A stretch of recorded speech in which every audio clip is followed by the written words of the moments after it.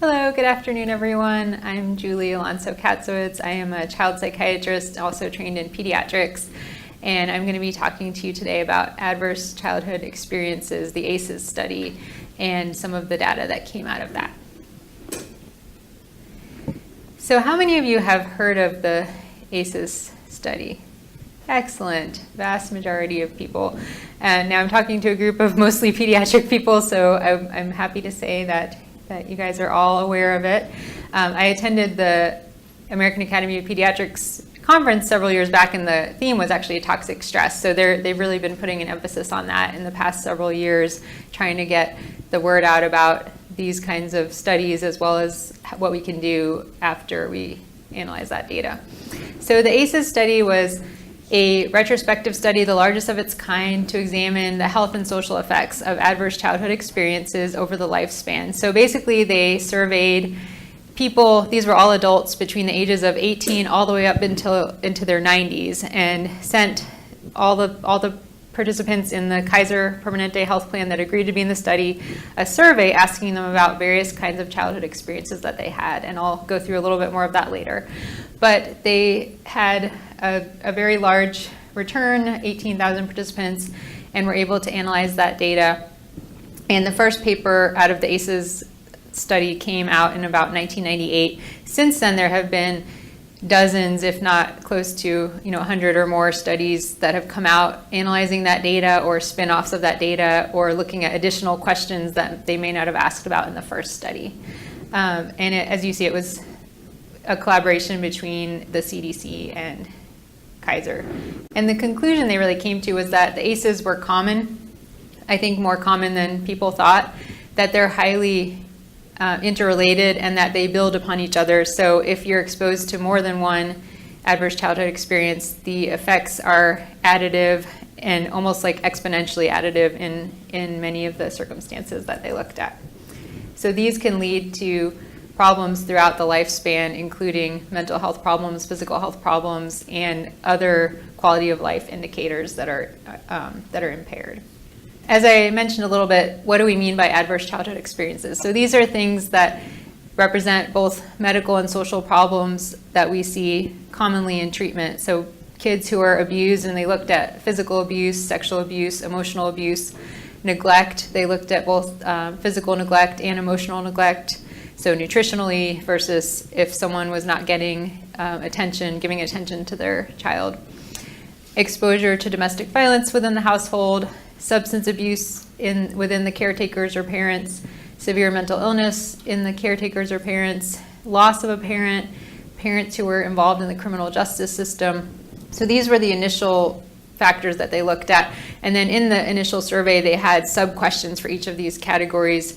So they would say something like, have you ever experienced exposure to violence in your household, et cetera? And that's how they collected the data initially. And what they saw is that these adverse experiences, particularly in that critical early development, 0 to 3 and early childhood period, can really actually impact the development of children's brains in an unhealthy way, as well as other physiologic effects, mostly things like endocrine effects that may lead to illnesses in adulthood.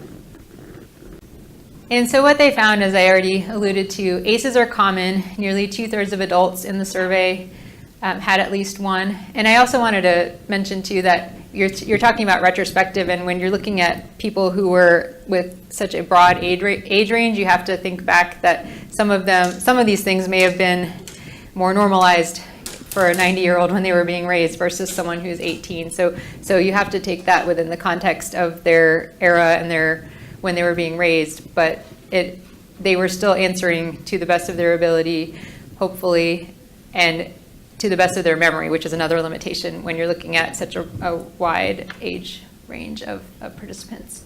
But the ACEs often don't occur alone. If you have one, there's a very high chance that you've had more than one. I think we would agree with that from what we see in practice. The more ACEs you have, as I said, the greater the risk exponentially of some of these adverse health determinants and effects. And it's irregardless of which specific ACEs you encountered. So whether you were abused or neglected or had exposure to violence, they all had some correlation with a lot of these adverse outcomes in adulthood. Not necessarily were they exactly identical, but they still had correlations. And they looked at diseases like things that we would see commonly: cancer, heart disease, mental illness, the perpetuation of violence in subsequent generations, and being a victim of violence. And I'll talk a little more specifically about some other things that they looked at as well. And once you see these kinds of effects, we know that that correlates with things that impair productivity as an adult as well. So being absent at work, driving up healthcare costs. People who've experienced more ACEs tend to utilize emergency care and healthcare more. So that costs more to the system. Mental health problems, and then they may be more likely to be impacted with the criminal justice system themselves. So this is a schematic that they looked at, or that they came up with outside, I guess, out of the data. So you look at the bottom of the pyramid, you have children who are exposed to adverse childhood experiences, all the things that we talked about. And then a large portion of them will have some effects on their neurodevelopment and physiologic development. As you go up into more probably middle to late childhood, you may see, even at that time, social, emotional, cognitive effects, how the child's functioning at school, social relationships, etc. And then usually by adolescence, you may see adoption of high-risk health behaviors, things like using substances, high-risk sexual activity, other impulsive or reckless behaviors. And then as you enter adulthood, you might see a portion of those people going on to develop these chronic diseases, disabilities, and social problems, and then potentially earlier mortality. So definitely increased morbidity, and then possibly earlier mortality. And I think this highlights to you that not everyone who experiences these is going to have all of these effects. And we still don't exactly know what all of the factors are regarding resilience and how people process their trauma. But a fair portion, as you go up the pyramid, are going to have these kinds of effects from their early childhood experiences. And this is a schematic of just showing again what kind of categories they were looking at. So abuse, I mentioned physical and emotional neglect, and then measures of household dysfunction. So in subsequent studies, they added other things like bullying, violence, exposure from siblings. There were a lot of other behaviors or exposures that they added that they were looking at potentially, but initially they narrowed it to these, which were probably the most easily identifiable and common. And again, looking at the data, about almost 2/3 of people had experienced at least one adverse childhood experience. Within that, about a quarter of that 2/3 experienced just one, but the rest of them, that's a quarter of the total, but the rest of that 64% experienced 2, 3, or even 4. So almost 15% had 4 or more ACEs. So, and remember that the effects are additive, and some of the disease states they saw were exponentially higher risk if you'd had multiple ACEs. The more you had, the more risk you were for developing some of these conditions or some of these unhealthy behaviors. As far as what they saw most commonly, as far as abuse, sexual abuse was more common in the survey participants, and as far as the household dysfunction subcategory, having a relative or caretaker who was a substance abuser in the household was the most common. So over a quarter of people said they had experienced that, followed by having someone with a mental illness, almost 20%. So pretty substantial numbers that we're seeing. And some of the health risks that they looked at subsequently that someone might develop after being exposed to ACEs are things like substance use disorders, so alcoholism, illicit drug use, nicotine use, early initiation of smoking, early initiation of substance use, so earlier in adolescence maybe than typical, chronic medical conditions. They looked at things like cancer, diabetes, pulmonary issues, heart disease, liver disease. So these are all the big categories that you see in adult chronic illness. Mental health disorders, not exclusive, but depression and suicidality were two of the common things that might be correlated with ACEs. And then behavior and quality of life indicators. So prenatal health, impaired, just general health-related quality of life. When they asked people who'd experienced the ACEs, how do you feel in general about your health? They tended to rate their own perception of their health lower. They were more likely to be involved in intimate partner violence themselves. They were more likely to have early initiation of sexual activity and more likely to see adolescent pregnancy. They may have also been more likely to have exposure to sexually transmitted infections and high-risk sexual behaviors. And this kind of reminds me of a Rorschach, but you can see some of the top 10 health risks or concerns in the US. And then on top of that is superimposed, what percentage of people might have been exposed to ACEs. And so you can see some of these can have a high overlap or high correlation with some mental health disorders, with high-risk sexual behaviors, and they have on there like general life dissatisfaction, hopelessness. So it's not just disease states, but just your general well-being as well. Not to get too much into this, because I think this is a whole other topic, but when we think about the neurobiology of trauma and stress, what we're looking at here really is toxic stress, not any stress, because as humans, we all undergo stress on a daily basis, and stress is in fact adaptive in many ways. If we didn't get stressed before we study for our board exam, for instance, we wouldn't be as motivated or as focused. So a little bit of anxiety and stress can help us to adapt or to achieve our goals, and that is a healthy response.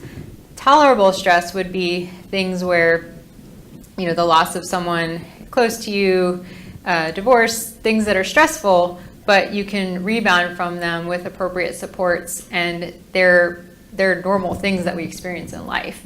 And so with good support and a good environment, we can recover from these stresses and not have long-lasting elevated stress levels.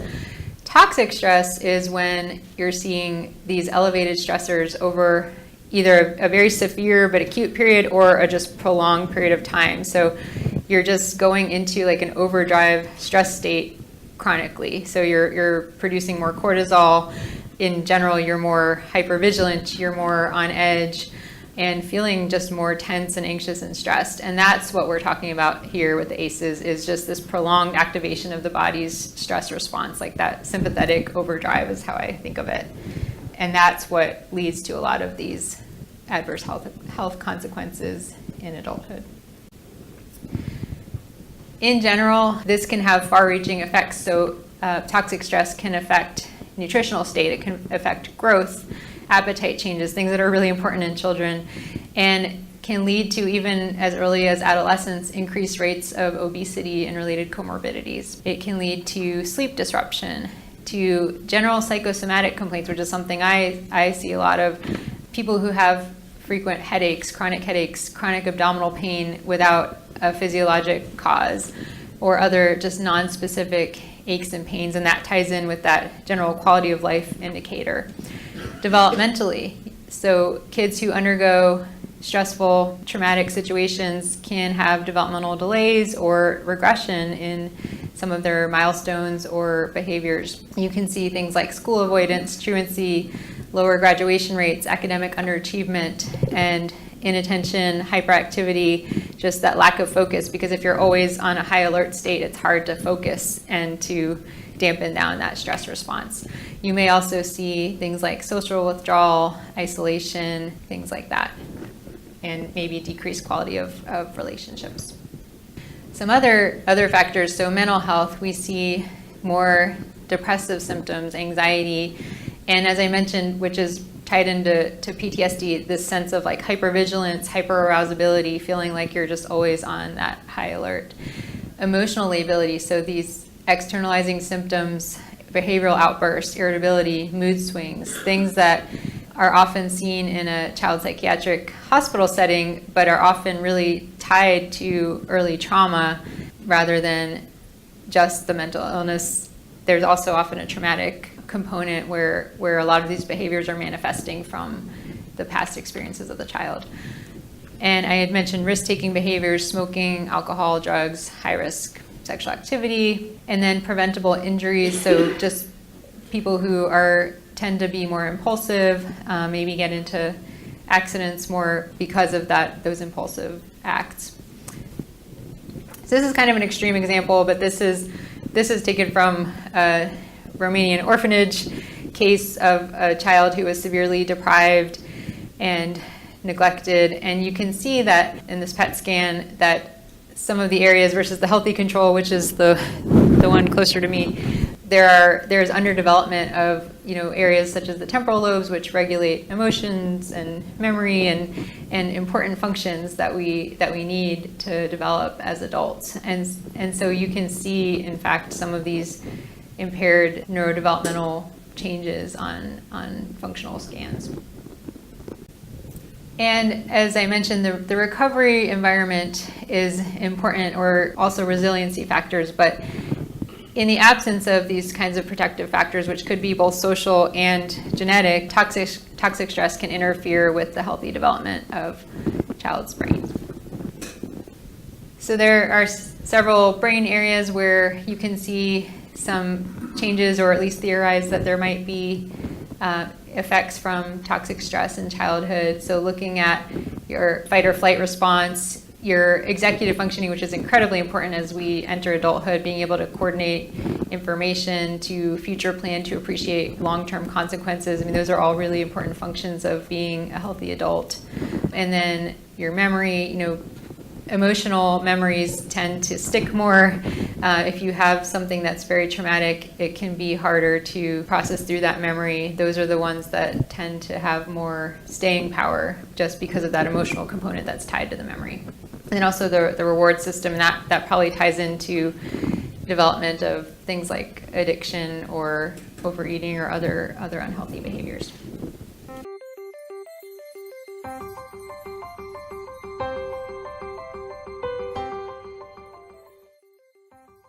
Learning to deal with stress is an important part of healthy development. When experiencing stress, the stress response system is activated. The body and brain go on alert. There's an adrenaline rush, increased heart rate, and an increase in stress hormone levels. When the stress is relieved after a short time, or a young child receives support from caring adults, the stress response winds down and the body quickly returns to normal. In severe situations, such as ongoing abuse and neglect, where there is no caring adult to act as a buffer against the stress response stays activated. Even when there is no apparent physical harm, the extended absence of response from adults can activate the stress response system. Constant activation of the stress response overloads developing systems, with serious, lifelong consequences for the child. This is known as toxic stress. Over time, this results in a stress response system set permanently on high alert. In the areas of the brain dedicated to learning and reasoning, the neural connections that comprise brain architecture are weaker and fewer in number. Science shows that the prolonged activation of stress hormones in early childhood can actually reduce neural connections in these important areas of the brain at just the time when they should be growing new ones. Toxic stress can be avoided if we ensure that the environments in which children grow and develop are nurturing, stable, and engaging.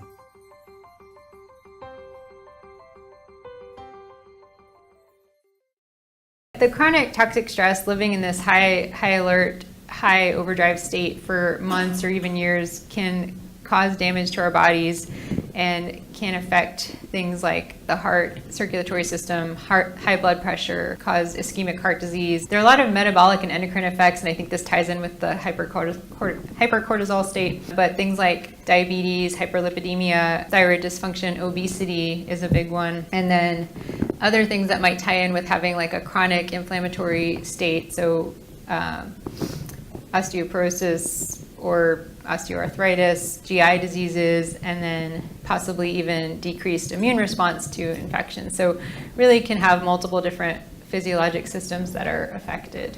Since the study came out now over 20 years ago, they've developed some screening tools that can be used in primary care or in other settings where you can screen someone coming in even for a well visit and ask some similar questions like these 10 factors, have you experienced any of these, and come up with what's called an ACE score. And it's very simple, it's not weighted, so it's either yes or no, and you get a point for each one that someone says yes for. And that can be used in a primary care setting or social work setting or other settings where you're doing screening of populations to stratify people who might need more services or to just look at general risk factors. Now, it doesn't mean that they necessarily need to be referred on for services at that time if they're functioning well, but it does open the door. It's an easy way to open the door for discussion about some difficult topics, and also to present maybe some of this data and encourage people to seek treatment if they're struggling with anything early on to try to prevent some of the later effects. The healthcare system is just a natural place to implement these. There are some ACE scores or ACE testing tools that can be used by psychologists that are more extensive, where they look at different factors. But this is really talking about a very simple one where you can screen someone very quickly and then have a brief discussion and intervention. And then this is a little outside of the scope of this talk, but then taking a trauma-informed care approach to treatment. So that could be a whole other topic in the future, but what do you do once you've found that someone is high risk, or how do you support them better or interpret some of the symptoms or behaviors they're showing within the context of that trauma that they've experienced previously? This is just an example of one of the ACE screenings. I know it's a little hard to see, but if you look online there, it's pretty easy to find an example, and there's a couple of websites that I can recommend at the end. As far as, I think this is not meant to be all doom and gloom, like if you experienced one of these or more of these as a child, you're going to have these effects. We know that there are a lot of factors that play into resiliency, and why does one person who was exposed to a severe trauma develop PTSD or mental illness or all the chronic diseases of adulthood, and other people don't?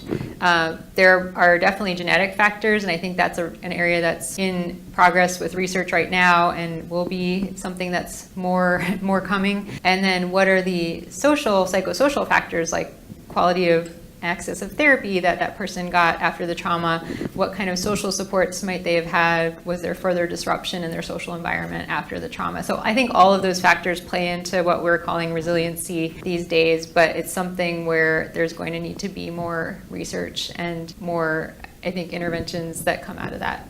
And so we can look at this as kind of today's model of, we're looking at some of these as very isolated silos of like mental illness, substance abuse, violence, and are we recognizing these things and how they tie in with all these other factors, with the early adverse experiences, with the chronic health concerns that may come from the adoption of high-risk behaviors in adolescence and early adulthood. And I think in the future, there's potential to have more of a preventative effort, hopefully, with more education, things like parenting support, parenting education, so that children in future generations don't encounter these adverse experiences, or at least are buffered from their effects. There's also a recognition component, which is where primary care is coming in a lot with screening and trying to identify some of these risks earlier on, and then taking new directions with how do we then prevent and then prevent these adverse experiences, but also treat people who've been through them earlier on to try to ward off a lot of these long-term effects. And so this just begs for why routine screening is very important for trauma. I hope I've convinced you that there are a lot of downstream effects and long-lasting effects of being in a toxic stress state, especially early in childhood when your brain and body are developing critical areas. So in summary, ACEs are a very significant contributor to health risk behaviors, to early mortality, morbidity, disability, and healthcare costs in adulthood. And I think I'm preaching to the choir, but I think this is something where adult healthcare providers are also starting to be more aware of, and hopefully, because this is actually going up that pyramid to them, something that's really important for them to be aware of too, for more like tertiary interventions, maybe not necessarily as much with the earlier on interventions. But I think the findings from the ACE study provide remarkable insight into a lot of factors that people had been observing in a healthcare setting for a long time, and help us to understand how negative experiences can affect psychological, social, and physiologic development. And hopefully with that information, we can work next on more preventative efforts. There are some programs like nurse-family partnerships where a nurse is kind of partnered or teamed up with a mother who's pregnant and follows them through the pregnancy and early childhood, even up to the first 2 years of life, and can help support the mom, help teach her healthy ways to support the child's development, to maybe minimize some of these toxic stresses, teach her healthy ways of positive reinforcement and discipline and things like that to enact with the child. And there are other evidence-based models of those kind of community supports or interventions, which are more of a preventative model. And I think the awareness, I'm happy to see that this has, I think, become more talked about in the past 5 years or so. And that was actually the final video I was going to show you. Has anyone seen the documentary Resilience? No? Okay, so it's Nadine Burke-Harris is the pediatrician who brought a lot of the ACE data to light, and I think really made it more of a talking point in pediatrics. And so she made a documentary with some other collaborators in 2016. And if you haven't seen it, I would highly recommend it, because it's all about the ACEs and how she was observing this in her clinical practice, and then how she delved more into it and really came to have a better understanding. And I think she's become an advocate for making a lot more awareness among healthcare providers about the ACEs, and there have been more CME events I've noticed in the past several years about trauma-informed care and acute stress states. And so I think that's positive, hopefully will lead to more prevention and treatment efforts in the future. So a couple of things very quickly about intervention, because that could, as I said, be a whole other topic. I mentioned routine screening for patients, especially in a primary setting, can be pretty easily implemented and can really destigmatize and open the door to talk about some of these difficult topics. And then an easy way to kind of open the conversation is say, how has this affected you? To get a perspective of what that person thinks, not necessarily to impose what you think or how you think it has affected them. And there, I know in a primary care setting, it's really hard to do interventions because people are so time limited, but referring on, there are evidence-based treatment models for processing trauma for both for children and for adults. So TFCBT, or trauma-focused cognitive behavioral therapy, is the one that's geared towards children and teenagers, and then CPT, cognitive processing therapy, is another model that's geared towards adults.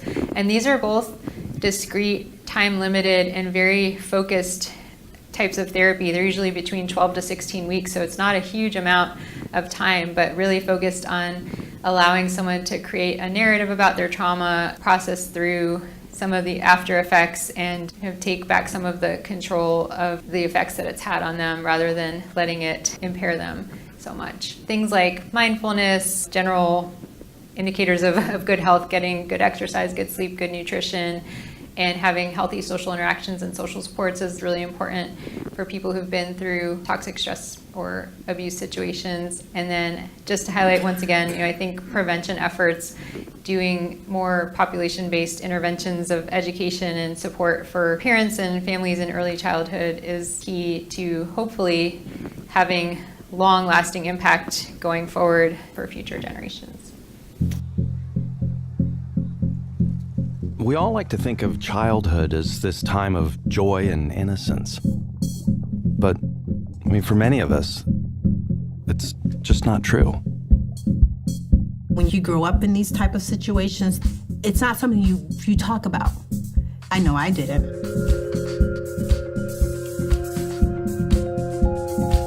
The first thing that we found is that adverse childhood experiences are common.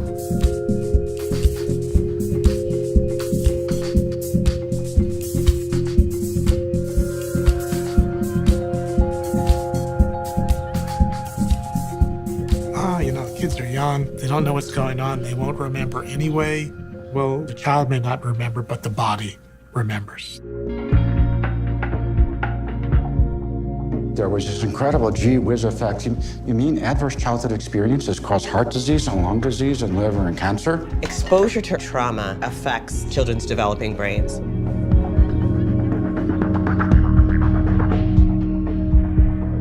The impact is on your behavior, it's on your heart, it's on your DNA. Like, how do you deal with all that? I don't reach out because I'm not used to that. We have a whole new body of knowledge now that could open up what we have up till now been seen as intractable, unsolvable problems. No child should be punched or kicked. No child should be punched or kicked. If you can get the science into the hands of the general population, they will invent very wise actions. Do you feel like any of the interventions have been making a difference? They made all the difference in the world. It's there, it's possible, and a defeatist attitude is completely disconnected from what 21st century science is telling us. And we should be going after that like a bear.